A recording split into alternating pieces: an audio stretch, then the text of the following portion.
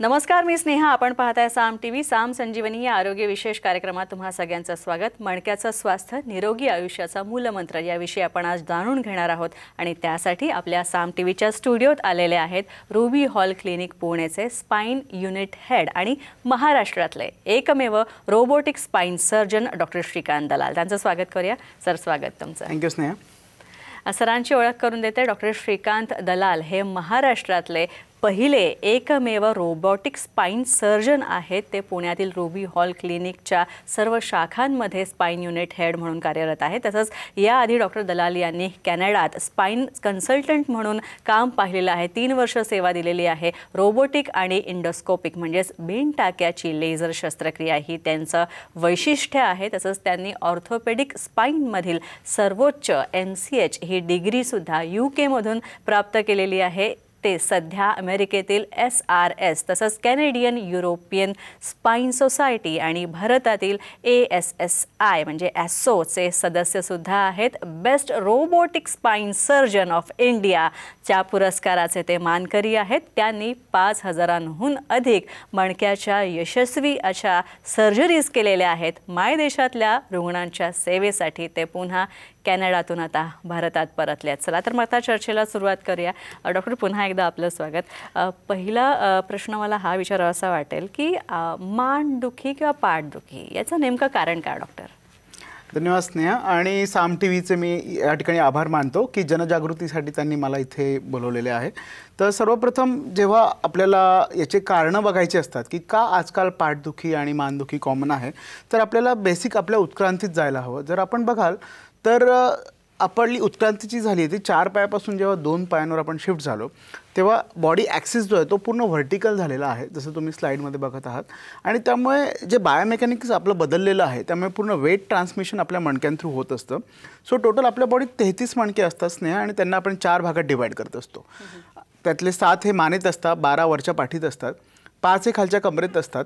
आणि हे जे सगळं जात असतं वजन आपण उभं राहिल्यावर, तेव्हा मणक्यातली जी चकती असते ती शॉक ॲब्सॉर्बरसारखं काम करत असते आणि मागचे फॅसेट जॉईंट जे असतात ते आपल्याला मोबिलिटी देत असतात, म्हणजे खाली वाकणे, मागे वळणे, हे सगळे ते बघत असतात. तर आजकाल जे आपण म्हणतो की का ही पाठदुखी आणि मानदुखी कॉमन होते, त्याचे मुख्यतः 5 कारणं असतात. एक तर वयानुसार झालेली मणक्यांची झीज, त्याला आपण म्हणतो डिजनरेटिव्ह कंडिशन्स. दुसरं म्हणजे इन्फेक्शन. तिसरं म्हणजे ट्रॉमा. तुम्हाला माहिती आहे की इंडिया हा ट्रॉमाचा हब आहे. आपल्याकडे खूप सारे रोड ट्रॅफिक ॲक्सिडेंट्स होत असतात आणि त्यामुळे ट्रॉमा झाल्यामुळे पण इजा होते मणक्यांना आणि खूप साऱ्या लोकांना हे सगळे प्रॉब्लेम्स होत असतात. आणि काही रेअर कारणं असतात जसे की पाठीच्या मणक्याचे ट्युमर्स आणि इन्फेक्शन. आता जर तुम्ही याच्यात बघाल तर मुख्य कारण हे लाईफस्टाईल रिलेटेडच असतात, म्हणजे की जसं की वाढलेलं पोट, ओबेसिटी, किंवा चुकीच्या पद्धतीने तुम्ही स्लाउच करणं. वर्क फ्रॉम होम झाल्यापासून लोक खूप चुकीच्या पद्धतीने काम करतायत, किंवा खाली वाकून ओझं उचलणं, प्रोलॉंग सिटिंग जॉब्स आणि प्रोलॉंग 2 व्हीलर ड्रायव्हिंग, हे खूप सारे कॉमन कारणं आहेत ज्याच्याने पाठदुखी आणि मानदुखी कॉमन असते. दुसरा प्रश्न तुम्ही हा विचारला की हे आपण याचं निदान कसं करतो. त्याचं अचूक निदान करायला स्पाइन स्पेशलिस्ट, जे की आम्ही पहिले तर पेशंटचं डिटेल एक्झामिनेशन करतो आणि 2 प्रकारच्या तपासण्या आम्ही ऑर्डर करत असतो. एक तर एक्सरे आणि MRI. एक्सरेत काय कळतं तर एक्सरेत हाडांची जी अलाइनमेंट आहे ती बरोबर आहे का पुढे मागे सरकलेले आहे ते आपल्याला एक्सरेत कळतं. आणि MRIमध्ये काय कळतं की MRIमध्ये ही जी चकती आहे आणि हे नसांचं बंडल आहे हे कुठं दाब देतं आहे की नाही हे आपल्याला MRIमध्ये चांगल्या पद्धतीने कळत असतं. तर बेसिकली या ॲडव्हान्स टेक्नॉलॉजीने आपण मणक्यांचे अगदी अचूक निदान करू शकतो. नक्कीच डॉक्टर, आता निदान तर आपण करू शकतो, पण त्याआधी आपण असं म्हणूया की उपचारांपेक्षा प्रतिबंध चांगला, prevention is better than cure. पण मग आता या निरोगी मणक्याला कसं ठेवायचं, मणक्याची काळजी कशी घ्यायची, त्याला निरोगी कसं ठेवायचं? खूप चांगला प्रश्न हा विचारलेला आहेस. आणि ॲक्च्युली इथं येण्यामागचं मुख्य कारण माझं हेच आहे की आपण कशा पद्धतीने हे जे मणक्यांचे आजार रॅपिडली समाजात वाढत चालले हे आपण कसे थांबवावे. तर prevention is always better than cure, हे जसं आपण म्हणत असतो. तर सगळ्यात पहिले प्रिव्हेन्शन करण्यासाठी 2 महत्त्वाच्या गोष्टी मी सांगू इच्छितो. एक तर चांगल्या पद्धतीचं पोश्चर मेंटेनन्स, दुसरा चांगला आहार आणि योग्य एक्सरसाइज, आणि सगळ्यात महत्त्वाचं म्हणजे जर आपल्याला काही आजार झालास तर स्पाइन स्पेशलिस्टचं कन्सल्टेशन. तर आता प्रिव्हेन्शन म्हणजे काय, तर बरेचसे लोक आपले हाऊस जे काही कामांचं जे स्वरूप आहे ते सिटिंग काइंड ऑफ जॉब हे आजकाल वाढत चाललेलं आहे. तसं तुम्ही स्क्रीनवर बघाल, करेक्ट पोश्चर म्हणजे काय हे या आम्ही स्लाईडमध्ये दाखवतो आहे. म्हणजे नेमकं पाठीला सपोर्ट कसा घ्यायचा, तुमचा लॅपटॉपचा डेस्कटॉपचा अँगल किती पाहिजे, तुमच्या पायांना सपोर्ट ठेवला पाहिजे, हे सगळे त्यातले उदाहरणं आहेत. नंतर जेव्हा आपण एक्सरसाइज पार्टवर येतो तेव्हा असं वाटतं की एक्सरसाइज म्हणजे डोळ्यासमोर पिक्चर येतं की जिमला जातोय, 2-2 तास व्यायाम करतोय, असं काही गरजेचं राहिलं नाही आहे. एक्सरसाइज आपण खूप सिंपल पद्धतीने back core muscle strengthening exercises करू शकतो. ते की जसं तुम्ही स्लाइडला बघत असाल की डब्ल्यू एक्सरसाइजेस, म्हणजे याच्यात तुम्हाला हात वर करून पाठीचे कोअर मसल 3 ते 5 सेकंदांसाठी ब्रेथ होल्ड करून तुम्ही करू शकतात.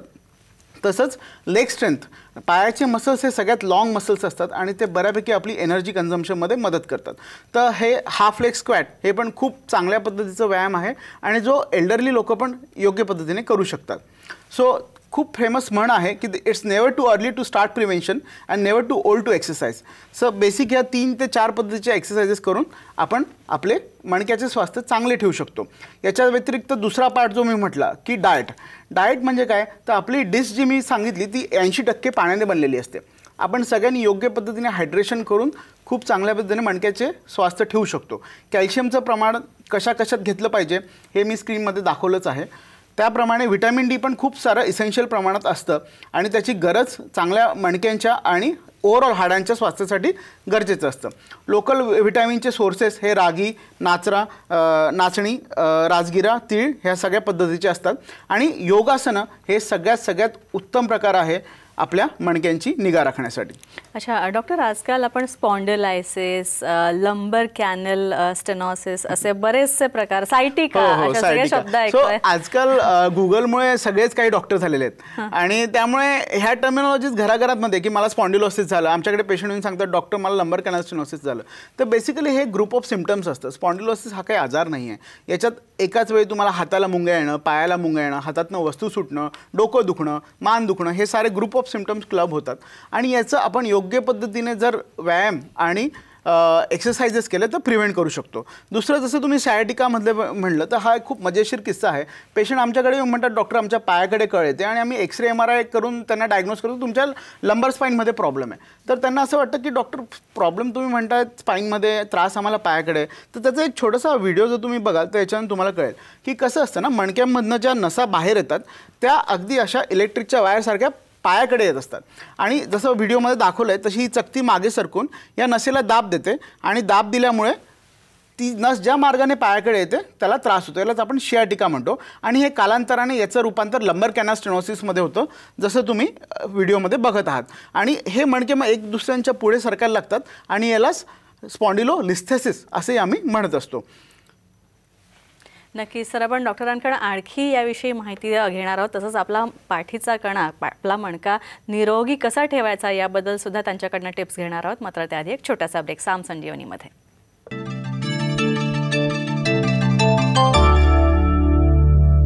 तर ब्रेक नंतर आपलं स्वागत. आपल्यासोबत आहेत रुबी हॉल क्लिनिकचे डॉक्टर श्रीकांत दलाल. सरांशी आपण चर्चा करतो की मणक्याचं स्वास्थ्य आपण कशा प्रकारे निरोगी ठेवू शकतो.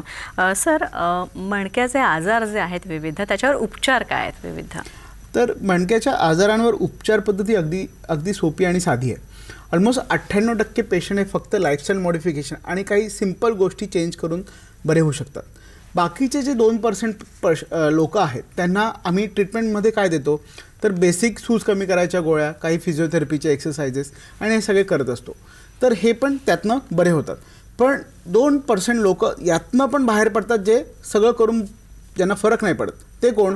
तर ज्यांना अनकंट्रोल पेन असतं आणि मुंग्या येत असतात हातापायात, ज्यांचा तोल जायला लागतो, ज्यांची हातापायाची ताकद कमी व्हायला लागते, चालताना त्यांना असं वाटतं की आपण एका बाजूला पडून जाऊया, हातापायाला वीकनेस येतो. तर हे सगळे पेशंट असतात ज्यांना स्पाईन स्पेशलिस्टची गरज असते. तर याच्यावर उपाय करताना आम्ही मेडिसिन सांगितल्या, फिजिओथेरपी सांगितल्या. याच्या व्यतिरिक्त अजून एक नवीन ॲडव्हान्स मॉडॅलिटी म्हणजे तुम्ही स्क्रीनवर बघू शकता. त्याच्यात आम्ही म्हणतो याला पेन ब्लॉक किंवा सिलेक्टिव्ह नर्व रूट ब्लॉक. याच्यात काय असतं तर आमच्या ऑपरेशन थिएटरमध्ये एक स्पेशल फ्ल्युरोस्कोपी नावाचं मशीन असतं. त्यात बघून आम्ही विशिष्ट मणका जो ज्याला सूज आली आहे किंवा ज्या नस दाबली गेली आहे तिथं जाऊन आम्ही एक इंजेक्शन देत असतो आणि त्याच्याने 60 to 70% पेशंटचं पेन बरं होतं आणि त्यांना मणक्याची शस्त्रक्रिया आपण अशा पद्धतीने टाळू शकतो. अच्छा, आता डॉक्टर तुम्ही फार महत्त्वाचा शब्द वापरलात, सर्जरी, शस्त्रक्रिया, आणि याला सगळेजण घाबरतात, बरेच गैरसमज सुद्धा आहेत, त्याविषयी काय सांगाल? मी म्हणेल मणक्याची शस्त्रक्रिया 20-30 वर्षापूर्वी वेगळी होती. जसं सगळे टेक्नॉलॉजी ॲडव्हान्स होते, भारत 20 वर्षापूर्वी कुठं होता आणि आज आपण कुठं चंद्रयानापर्यंत पोहोचलो आहे, तसंच सगळ्याच मेडिकल फील्डमध्ये याच्यात ॲडव्हान्समेंट होत आहे. आणि त्यातल्या spine surgery has evolved in a great sense. म्हणजे बरेच मिथ्स किंवा शंका अशा असतात की डॉक्टर मला परत चालता येईल का, परत ऑपरेशन केल्यावर मी किती वेळाने माझा जॉब जॉईन करू शकेल, किती वेळाने 4 व्हीलर 2 व्हीलर जॉईन करू शकेल, किती दिवस मला पडून राहावं लागेल बेडवर. ते सगळे मिथ्स असतात. आणि त्यासाठी मी तुम्हाला एक छोटासा व्हिडिओ दाखवू इच्छितो. तर हा मुलगा माझ्याकडे बारामतीच्या पाड्याहून आला होता. लिटरली त्याचे आईवडील तुम्ही बघत असाल व्हिडिओमध्ये, ते त्याला ड्रॅग करून आणतात, त्याला ओढून आणतात. आणि ऑपरेशननंतर 6 आठवड्यानंतर आम्ही याच्यावर रोबोटिक शस्त्रक्रिया केली आहे आणि त्याच्यानंतर तो अगदी व्यवस्थितपणे चालतोय. एक 6 आठवड्यात तुम्ही बघू शकतात की त्याच्यात किती मोठ्या प्रमाणात ट्रान्सफॉर्मेशन झालं आहे. तर हे मिथ्स किंवा मी मिथ्स याच्यासाठी म्हणेल कारण की आजकाल आम्ही 100% गॅरंटी देतो पेशंटला की तुम्हाला काही होणार नाही. याच्यासाठी जनजागृती करायची खूप मोठी गरज आहे स्नेहा. आणि मला वाटतं तुमच्या साम टीव्हीच्या माध्यमातून आपण जरूर आज हा मेसेज लोकांपर्यंत पोहोचूया की आजकाल न्यूरो मॉनिटरिंगसारखं अत्याधुनिक टेक्नॉलॉजी आली आहे. म्हणजे काय की आम्ही जेव्हा मज्जारज्जू किंवा मेंदू या जवळच्या नाजूक स्ट्रक्चर्सकडे जातो तेव्हाच न्यूरो मॉनिटरिंगवर आम्हाला रेड सिग्नल येतो की ह्या एरियात जाऊ नका. आणि आम्ही त्या एरियात न जाता पेशंटचे संभाव्य होणारे कॉम्प्लिकेशन जसं की पॅरालिसिस हे टाळू शकतो. आणि फॉर्च्युनेटली रुबी हॉल क्लिनिक येथे आमच्याकडे न्यूरो मॉनिटरिंग हे इन हाऊस फॅसिलिटी आमच्याकडे ती आहे. अच्छा डॉक्टर, सगळ्यात महत्त्वाचं मला तरुणांच्या बाबतीत विचारायचं आहे. आजकाल कमी वयातच तारुण्यातच ऐन मणक्याचे विकार, मानदुखी, पाठदुखी हे सगळं वाढतंय. तर यावर काय आधुनिक उपचार आहेत? तर यावर जसं तुम्ही बरोबर म्हटलात की लहान मुलं आजकाल खूप सारे कॉम्प्युटर आणि मोबाईल बघायला लागले आणि यालाच आम्ही म्हणतो कॉम्प्युटर मोबाईल सिंड्रोम. तर याच्यात काय होतं की नॉर्मली देवाने आपल्या शरीराची जी रचना केली आहे त्याच्यात आपली जी मान आहे ती अशी सरळ ठेवण्यासाठी बनलेली असते. आणि तुम्ही बघाल जसं स्क्रीनवर पण बघू शकतात की याच्यात आपल्या मेंदूचं एक 5 ते 7 किलो वजन जे आहे ते आपल्या मानेच्या मणक्यांवर आयडियली जायला पाहिजे. पण ज्या मोस्ट कॉमन पोझिशनमध्ये मुलं मोबाईल किंवा लॅपटॉप बघत असतात ती की अशी ज्याच्यात गेम खेळत असतात त्यात ऑलमोस्ट 60 डिग्री बेंड त्यांना करावं लागतं आणि त्याच्यात 27 किलोपर्यंत वजन हे त्यांच्या मानेतनं जात असतं. तर जेव्हा हे पूर्वीच्या काळी व्हायचं तेव्हा आमच्याकडे याच्यावर काही फार मोठी टेक्नॉलॉजी नव्हती. पण आजच्या काळात आमच्याकडे सर्वायकल डिस्क रिप्लेसमेंटचा ऑप्शन आलेला आहे. याच्यात आम्ही काय करतो तर जसं तुम्ही स्क्रीनवर बघू शकतात की जी चकती मागे सरकून मज्जारज्जूला दाब देत असते ती आम्ही लेझर साह्याने ती चकती काढून टाकतो आणि त्याच्याऐवजी एक नवीन चकती ही तिथं टाकत असतो. ती चकती अगदी सेम फंक्शन करते जे तुमच्या नॉर्मल नॅचरल चकती करत असते आणि याच्याने खूप चांगल्या पद्धतीने रिझल्ट येतात. हेच जर प्रमाण वयोवृद्धांमध्ये म्हणजे 60 नंतर झालं तर आम्हाला फ्युजन नावाची सर्जरी करावी लागते जी की तुम्ही स्क्रीनवर बघत आहात. तर ही पण दुर्बिणीद्वारे होत असते आणि याच्याने पण पेशंट लागलीच दुसऱ्या दिवशी घरी जाऊ शकतो. आणखी एक महत्त्वाचं की आता मणक्याच्या शस्त्रक्रियांमध्ये किंवा त्या सर्जरीजमध्ये लेझर सर्जरी आलेल्या आहेत. तर लेझर सर्जरीविषयी जरा सांगा. यालाच आम्ही मिनिमल इन्व्हेसिव्ह स्पाईन सर्जरी असं म्हणत असतो. म्हणजे कमीत कमी बिना टाक्याची शस्त्रक्रिया. तर जसं तुम्ही स्क्रीनवर बघत आहात याच्यात काय होत असतं की एक चकती मागे सरकून विशिष्ट पायाच्या साईडला कळ येत असते. तर याच्यात अगदी तुमच्या बोटाच्या टिप एवढं आपण फक्त त्वचेला इन्सिजन देत असतो आणि आत काही डिसेक्शन न करता ही या पद्धतीच्या लेझरच्या ट्यूब्स आत जात असतात आणि त्याच्याने नसांवरचं प्रेशर हे निघत असतं. याचा फायदा हा असतो की जसं तुम्ही बघाल की डावीकडे जी इमेज आहे माझ्या अंगठ्याच्या साईजची लेझरची ट्यूब आहे आणि पट्टी पण बाजूलाच लावली आहे. तर ते 16 मिलीमीटरपेक्षा कमी ट्यूब आहे आणि त्यात जे दिसतं आहे त्यातनं आत ते तुमचा मज्जारज्जू आणि फ्री झालेली नस आहे. त्याचे फायदे काय होतात तर टिपिकल ओपन सर्जरीत आपल्याला अगदी एका टोकापासून तर दुसऱ्या टोकापर्यंत हे इन्सिजन देऊन खूप सारी चिरफाड होत असते, खूप सारं ब्लड लॉस होत असतं. पण याच्याने अगदी आम्ही सर्जिकल स्ट्राईक केल्यासारखा नेमकं त्याच पोझिशनमध्ये जात असतो आणि तिकडनं नसेचं प्रेशर काढून पेशंटच्या वेदना रहित करत असतो त्यांना. तर जसं तुम्ही व्हिडिओत बघत आहात डाव्या बाजूला जो माणूस आहे तो सकाळी ॲडमिट झाला आहे with severe pain in his right lower limb आणि त्याच दिवशी संध्याकाळी ही बिना टाक्याची लेझर शस्त्रक्रिया करून तो अगदी व्यवस्थित हॅपीली घरी जातो आहे. तर हे याच्यामुळे आपण बदलू शकतो. अच्छा डॉक्टर, मला एक सांगा, संपूर्ण भारतामध्ये फक्त 4च रोबोटिक स्पाईन सर्जन आहेत आणि तुम्ही म्हणजे डॉक्टर श्रीकांत दलाल हे त्यांच्यापैकी एक आहेत जे माझ्या समोर बसलेत. तर त्याविषयी काय सांगाल? रोबोटिक स्पाईन सर्जरीची ही एक पदवी मला कॅनडा एडमंटन येथून मिळालेली आहे. ही एक वर्षाची फेलोशिप असते आणि याच्यात आम्हाला वेगवेगळ्या पद्धतीने रोबो कसा वापरावा स्पाईनमध्ये याचं प्रशिक्षण मिळत असतं. तर जसं तुम्ही बघाल की बरेचसे याबद्दल मिथ्स असतात. लोकांना असं वाटतं की रोबो ऑपरेट करतो आणि डॉक्टर कुठेतरी चहा कॉफी पिक्चर बघत असतो. असं काही नसतं. ॲक्च्युली आम्हीच ऑपरेट करत असतो. याच्यात फक्त आम्ही त्या रोबोला सॉफ्टवेअर आदल्या दिवशी फीड करतो आणि प्लॅनिंग करत असतो की कुठल्या साईडने, जसं तुम्ही बघत आहात हे रोबोटिक आर्म टाकून आपण योग्य पद्धतीने त्यात स्क्रू आणि क्लिप्स या टाकत असतो. याच्याने मज्जारज्जू जो आहे, जो की खूप नाजूक आणि अगदी महत्त्वाचं इम्पॉर्टंट स्ट्रक्चर आहे बॉडीतलं, त्याला इजा होण्याचा आपण संभाव्य इजा टाळू शकतो. तर जसं तुम्ही व्हिडिओत बघाल ना की ही आमची रुबी हॉलची ओटी आहे आणि याच्यात हा आमचा रोबोटिक आर्म असतो असा आणि त्याच्यात आपण या पद्धतीने स्क्रू हे प्लेसमेंट करत असतो. हे बघा तुम्हाला व्हिडिओत दिसत असेल. तर ह्या पद्धतीने आम्ही robotic spine surgery, cervical spine surgery करत असतो. डॉक्टर, आपण पोटातनं पण ह्या सगळ्या शस्त्रक्रिया सर्जरीज करू शकतो का? हो, ही अगदी ॲडव्हान्स टेक्नॉलॉजी आहे. याच्यात काय होतं की आम्ही पेशंटला एका कुशीवर झोपून पोटातनं ह्या पद्धतीचं ऑपरेशन करत असतो, मणक्याचं ऑपरेशन पोटातनं.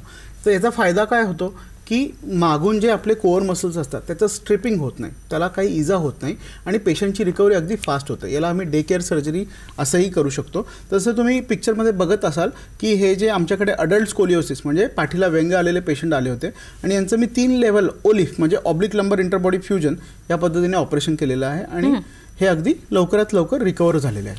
अच्छा डॉक्टर, मणक्याला सुद्धा ऑस्टिओपोरोसिस होऊ शकतो? हो, ऑस्टिओपोरोसिस हा इंडियात खूप कॉमन होतो आहे कारण की आपल्याकडे जिरॅट्रिक पॉप्युलेशन म्हणजे माणसांचं वय जे 70पेक्षा जास्त आणि बायकांचं वय जे 60 नंतर जास्त हे होत चाललं आहे.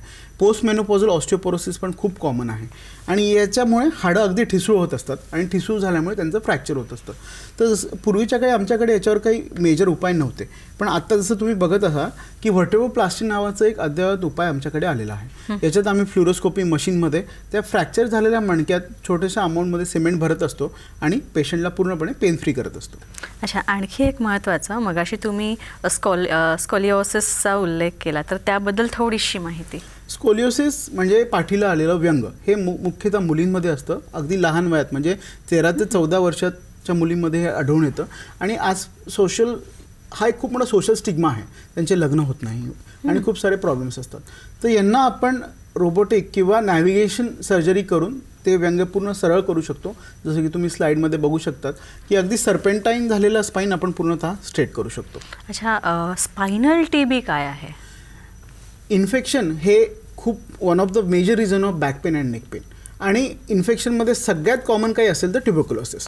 तर ट्युबरक्युलोसिसमध्ये होतं काय की जे 2 मणक्यांमधली चकती असते ती अगदी सडते आणि त्यामुळे मणक्याचा जो भाग असतो तो ठिसूळ होतो आणि त्यामुळे पेशंटला सिव्हिअर वेदना होतात. याच्यात आम्ही जी खराब झालेली चकती असते ती काढून त्याच्याऐवजी नवीन अशा पद्धतीने तिथं बोन ग्राफ्टिंग आणि करत असतो. तर मगाशी मी तुम्हाला जो अक्कलकुव्याचा मुलगा दाखवलेला होता, ॲक्च्युली त्याला स्पायनल ट्युबरक्युलोसिसच झाला होता आणि तो 6 आठवड्यात या तंत्रज्ञानाद्वारे बरा झालेला तुम्हाला व्हिडिओत दिसतोय.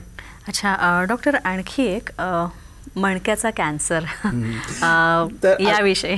पेट स्कॅन हे एक खूप अद्ययावत डायग्नोसिसचं टूल झालेलं आहे आणि त्याची अवेलेबिलिटी जी आहे ती खूप इझिली लोकांपर्यंत झालेली असल्यामुळे मणक्याचे कॅन्सरचे पटापट डायग्नोस व्हायला लागलेत. हे पुण्यातल्या एक टीचर होत्या ज्या आमच्याकडे आल्या होत्या आणि तुम्ही बघू शकतात की त्यांच्या पायात अगदी अंगठ्या एवढीच ताकद राहिली होती, पण यांना हा D4 नावाच्या मणक्याचा म्हणजे 4था मणका जो आहे तो ट्युमरमुळे पूर्ण त्यांचा उद्ध्वस्त झाला होता. तर आम्ही तो ट्युमर, जसा ट्युमरचे प्रिन्सिपल्स असतात, तो पूर्ण एन ब्लॉक एक्ससाइज करून त्याचं रिकन्स्ट्रक्शन करून त्यांना पूर्णतः वॉकिंग करणं त्यांना शक्य झालेलं आहे. तर हे सगळे उपाय जे आहेत ते आपण ॲडव्हान्स टेक्निक्स वापरून करू शकतो विना मेजर धोक्याचे. खरं तर डॉक्टर श्रीकांत दलाल यांनी आत्तापर्यंत अनेक रुग्णांच्या मणक्याच्या शस्त्रक्रिया केलेल्या आहेत. स्पाईन सर्जरीज आपण ज्याला म्हणतो, अत्यंत गुंतागुंतीच्या किचकट अशा शस्त्रक्रिया त्यांनी यशस्वीरित्या पार पाडलेल्या आहेत. त्यापैकी काही रुग्णांच्या प्रतिक्रिया आपल्याकडे आहेत, त्या पाहूया. खरंच मी ह्या त्रासातनं, ह्या पेनमधनं पूर्णपणे रिलीफ झालेले आहे. मी थँक्यू म्हणेन श्रीकांत डॉक्टरांना, कारण मी खूप घाबरत होते. मला बरेच वर्षापासून हे मणक्याचं दुखणं होतं. जवळजवळ 14 वर्ष मला हा त्रास होता, परंतु बोलता बोलता बघता बघता माझं हे दुखणं इतकं असह्य झालेलं की मला काहीच करता येत नव्हतं. माझा राईट हँड काम करायचं बंद झालेला होता आणि मला खरंच माझ्या नातेवाईकांपैकीच माझ्या वहिनीने मला सांगितलं की तू जाशील तर डॉक्टर श्रीकांत दलाल डॉक्टरांनाच तू दाखव, कारण त्यांचाही खूप छान अनुभव होता डॉक्टरांच्या बाबतीत. त्यांची सर्जरी ही अतिशय सुंदर सर्जरी आहे. जसं काय आपण मोतीबिंदूचं ऑपरेशन करतो अशा प्रकारे ही अगदी सिंपल अशी सर्जरीची प्रोसेस डॉक्टरांची आहे. त्याच्यामुळे कोणत्याही प्रकारचं पेन होत नाही, काही त्रास होत नाही, नाही पथ्य पाळायचं. अगदी तुम्ही ऑपरेशन झाल्यावर 8 ते 10 दिवसातच एकदम ओके होऊन जाता, तुम्ही सगळी कामं करू शकता. एवढ्या मोठ्या हॉस्पिटलमध्ये मला व्यवस्थित माझी सोयही झाली, व्यवस्थित माझं ऑपरेशन देखील झालं व मला एकही रुपया भरायला लागला नाही पॉलिसीमुळे. व डॉक्टरांनी खूप तिथे हेल्प केली. आपल्या हॉस्पिटलमधले स्टाफ सगळ्यांचे खूपच सहकार्याने माझं ट्रीटमेंट झाली. त्याच्यामुळे रुबी हॉस्पिटलचे पण मी धन्यवाद मानते आणि डॉक्टर श्रीकांत दलालांचे पण. त्रास होत होता तुम्हाला? मला मांडी घालता येत नव्हती, चालता येत नव्हतं आणि असं म्हणजे खाली फक्त जमीन पडून बस. रुबी हॉलचे त्यांनी माझं एकदम 1 नंबर ऑपरेशन केलं. मला कुठलाही त्रास नाही. आता अजून महिना व्हायचा आहे, 11 तारखेला महिना होईल माझं ऑपरेशन करून. मी 8 दिवसातच चालायला लागलो लगेच. पूर्ण चालता येतं आता? हा, अजिबात काहीच त्रास होत. ऑपरेशन पूर्वीचा जो त्रास होता पूर्ण फुल सक्सेसफुल झालेला आहे, काही त्रास नाही. आजच्या काळात लोकांना भीती खूप असते ऑपरेशन बद्दल. मला सुद्धा तीच होती. अहो सर, मला नको म्हणायचे ऑपरेशन करू नका तुम्ही, नका ना दिला डॉक्टरांच्या ह्यांच्या, आपलं हे हाय ही तर राहू द्या असंच. पण मी आलो रुबी हॉलला आणि मला दलाल डॉक्टर भेटले. ते म्हणले काही तुम्ही भेटू नका, मी सगळं व्यवस्थित करतो तुमचं. जाता जाता आमच्या सगळ्या प्रेक्षकांना काय सांगाल? मला वाटतं आपण सर्वांनी खूप मोठ्या प्रमाणात जनजागृती करायची गरज आहे. मणक्याचे आजार अगदी प्रत्येक घराघरात आहेत आणि फक्त निव्वळ फोबियामुळे लोक स्पाईन स्पेशलिस्टला कन्सल्टच करत नाही. मी परत रिपीट करतो, 98% आजार हे तसेच बरे होतात. असं गरजेचं नाही की तुम्ही स्पाईन स्पेशलिस्टकडे आले म्हणजे तुम्हाला सर्जरीच करायची, असं अजिबात गरजेचं नाही. ठीक आहे, तर 98% आजार आम्ही काही बेसिक मेडिसिन्स आणि फिजिओथेरपीने बरे करतो. 2% लोक ज्यांना ऑपरेशन लागतं ते पण तुम्ही आत्तापर्यंत पाहिलंच आहे माझ्या व्हिडिओमध्ये की अगदी सक्सेसफुलरित्या आपण हे त्यांना आजारातनं बरे करू शकतो. तर चांगल्या क्वालिटी ऑफ लाईफ आपण सर्वांनी का नाही जगायची, हा माझा सगळ्यांना प्रश्न आहे.